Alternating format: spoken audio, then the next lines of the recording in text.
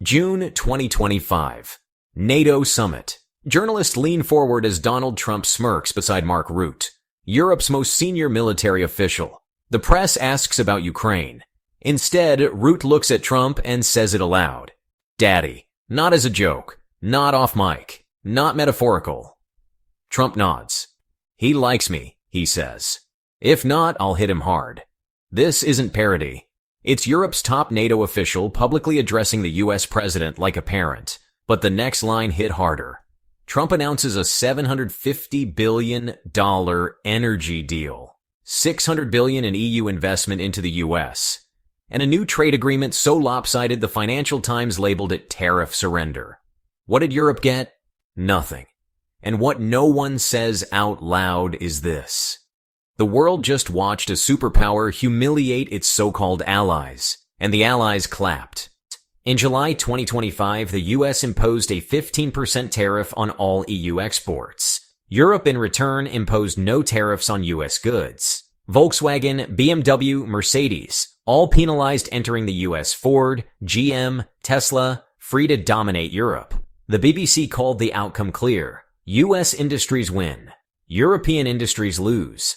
The same applies to pharmaceuticals. US drug exports enter Europe tariff-free. European pharmaceuticals taxed at the American border. Trump told voters this would make Europe pay. But under WTO rules and basic economics, tariffs are paid by the importer, not the exporter. So who pays? Answer: American retailers and ultimately American consumers. So the contradiction begins. Trump claims Europe is punished, but it's US consumers who pay more. Meanwhile, European firms lose market access, and US corporations gain protection. After Russia's invasion of Ukraine, the EU cut off its largest energy supplier. But what replaced Russian pipeline gas? American LNG, shipped across the Atlantic at 40 to 60% higher cost. In March 2025, Ursula von der Leyen pledged Europe would purchase $750 billion worth of US energy. Trump added that Europe would invest another $600 billion into U.S. infrastructure and industry. Who benefits? U.S. fossil fuel giants like Chevron, and Exxon. Who pays? European households, manufacturers, and taxpayers. Before 2022, Russia supplied 39% of EU gas. By 2024, that fell below 10%. U.S. LNG surged to over 47% of EU imports, per Eurostat. But shipping liquefied gas from Texas is more expensive than pipeline gas from Siberia. And so, Germany reopened coal plants. The EU Green Deal was shelved. And Europe's energy transition collapsed into contradiction, paying more for dirtier energy while claiming green leadership. At a White House meeting with German Chancellor Friedrich Merz, Trump looked across the table and said, "I ended Nord Stream. Nobody else did. That pipeline? Gone. Merkel? Long gone. Nord Stream, built to supply Germany with cheap Russian gas, was destroyed in 2022. The US denied responsibility. Trump didn't. The pipeline was a joint project between Russia, Germany, France, and the Netherlands. Civilian, not military. Industrial, not political. But both Biden and Trump took credit for ending it. Biden in 2022, "We'll bring an end to Nord Stream 2. Trump in 2025, "I stopped it. It's dead." Biggest pipeline in the world. And Germany, whose economy relies on high-efficiency manufacturing, said nothing. No investigation. No retaliation. Just dependence on pricier US gas. Trump's long-standing demand was simple. Europe must spend more on defense. Back in 2018, he wanted 4% of GDP. By 2025, he demanded 5%. And at the June NATO summit, they agreed. For a bit of context, the average EU country spends about 4.7% of GDP on education. But now, the new NATO mandate, 5% on weapons. So where does all that money go? Mostly to US arms manufacturers. A March 2025 audit from the European Court of Auditors, leaked to Der Spiegel, revealed that 72% of new defense procurement contracts went to non-EU firms, overwhelmingly American. France's arms industry eclipsed. Germany's defense sector sidelined. Europe wasn't building capacity. It was basically buying permission slips.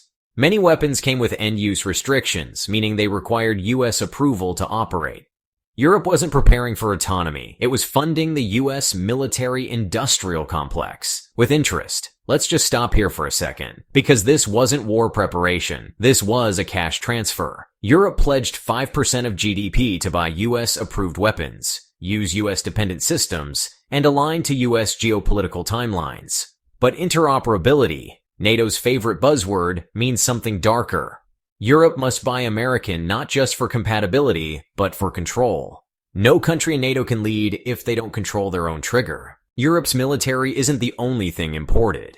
Search, Google, cloud, Amazon Web Services, social, Meta, payment rails, Stripe, PayPal. In April 2025, the U.S. Trade Representative filed a complaint against the EU at the WTO, calling new digital regulations discriminatory. A leaked European Commission memo reviewed by Politico Europe admitted that banning AWS or Meta would disrupt hospitals, government platforms, and internal defense systems. Translation: the EU couldn't de-Americanize its digital infrastructure even if it wanted to. And honestly, it doesn't want to.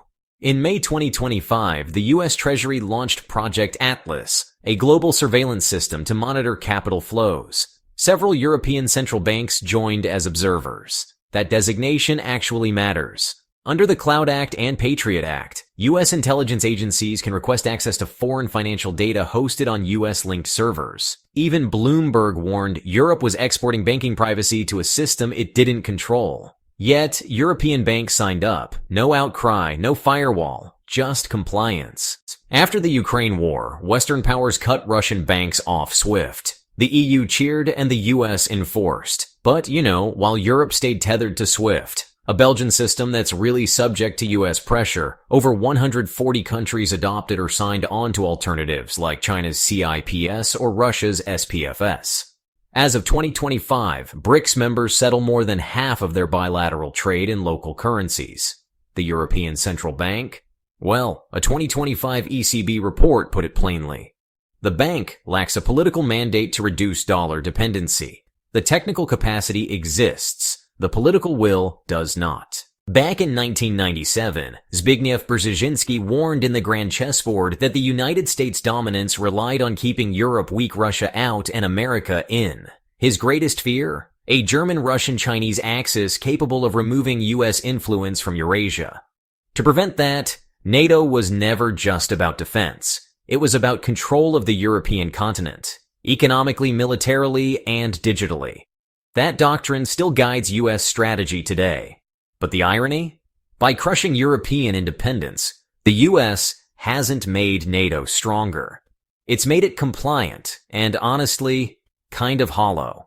In 2024, European investors held over $7 trillion in U.S. equities, according to the Financial Times.